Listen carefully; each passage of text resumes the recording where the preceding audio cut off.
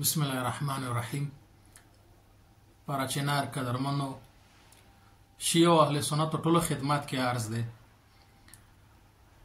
یو سړی خپل بچی ته دشمنی پرخلی شي، یو سړی خپل بچی ته اسلحه پرخلی شي، څنګه غریب دی که امیر دی، غا الیټریټ دی یا غیر ایجوکیټډ دی، تعلیم یافته غیر تعلیم یافته فرق نه کوي، غا بچی ته بدی او دشمنی یار څه پرخلی شي. اما تکړه او غیرتی سړی هغه دی چې هغه خپل بچی ته تعلیم پرېږدي، یونیورسيټي پرېږدي، کالج پرېږدي او ورته کلچر پرېږدي، تهذیب ورته پرېږدي، فرهنګ ورته پرېږدي.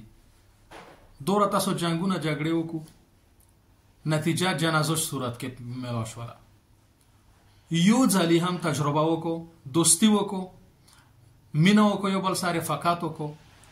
وګورو سارا شو د حکومت نه کیډټ کالج وغواړو، حکومت نه میډیکل یونیورسيټي وغواړو، حکومت نه انجینیرینګ یونیورسيټي وغواړو، حکومت نه پخه روډونو وغواړو، حکومت نه زیلې د لپاره ترقیاتي پیکیجونه راواخلو. وګورو پراچینار آل پاکستان کابل ایجنسیانو کې بلوچستان نه نیسه تر کې پی کې پورې ایک نمبر باندې تعلیم کې راځي که نه راځي، ترقی کې راځي که نه راځي. دا یو ریکویسټ دی، دا 2 منټه ریکویسټ و.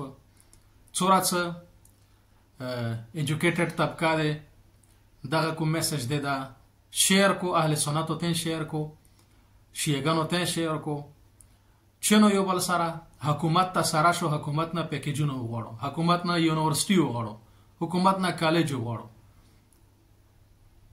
جنگ ارچو کوي شي تکړه هغه څنګه تعلیم وکي او بچیو ته جنگ په سره تعلیم پرېږدي. والسلام علی من اتبع الهدى.